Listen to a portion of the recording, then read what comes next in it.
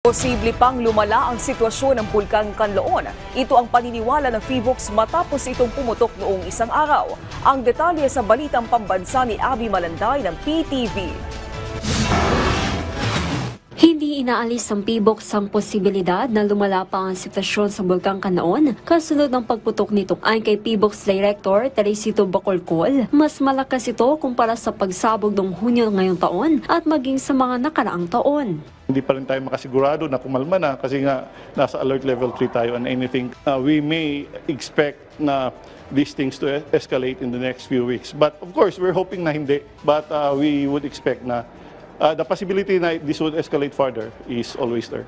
Base sa ground deformation instrument ng PHIVOLCS, nagkaroon ng pamamaga sa ibabaw ng bulkan. Kasama sa ibinuga kahapon ng bulkan ay pyroclastic density current o PDC. Ito ang rumaragasang pinaghalong volcanic ash, volcanic gases at volcanic fragments pababa sa bulkan. Delikado ito dahil umabot ang bilis nito sa 100 km per hour na umabot sa layong 3.5 km ang inabot mula sa crater ng bulkan. Napasok sa 4 km danger zone ng Kanlaon. But that's the reason why we're raising the alert level because this may recur, this may happen again in the next few weeks.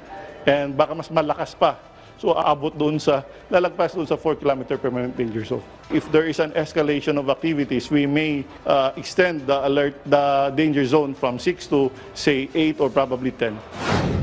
Ang Office of the Civil Defense Western Visayas patuloy ang pagtulong sa mga naapektuhan ng pagsabog ng bulkan. Ayon kay OCD Region 6 Director Raul Hernandez, patuloy ang kanilang assessment sa mga apektadong lokal na pamalaan, katuwang si DSWD Secretary Rex Gatchalian. Bumuo na rin ang Task Force Kanlaon at Interagency Coordinating Cell para sa pagtugon sa pangangailangan ng mga residente ang DND at OCD. Tiniyak din ang paglikas sa mga residenteng sakop ng 6 kilometers danger zone. Nailikas na po natin ang majority po ng mga kababayan natin na nasa loob po ng 6 km radius.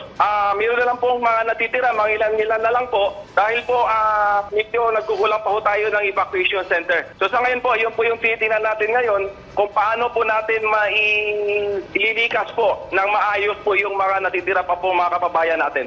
Handa naman ang OCD sakaling palawigan pa ang sakop ng 6 kilometers danger zone. Po yung ating pinaghandaan kung sakali pong lumawak po yung masasakupan po ng danger zone po, yung umabot po siya ng 10 kilometers. So mayroon na po tayong mga initial plans po dyan.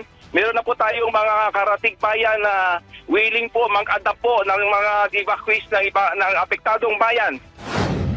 Samantala, nag-standby na rin ang mga barko ng Philippine Coast Guard sa Iloilo City na maaaring magamit para sa paghahatid ng family dens at mineral water patungong Negros Occidental.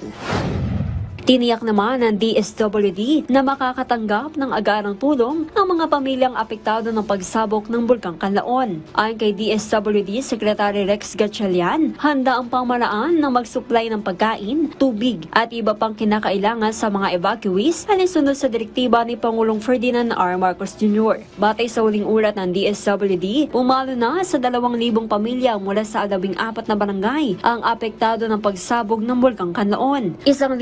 1,772 pamilya ang nananatili sa 13 evacuation centers. Namahagi naman ang DSWD ng 620,000 halaga ng tulong na kinabibilangan ng non-food at food items.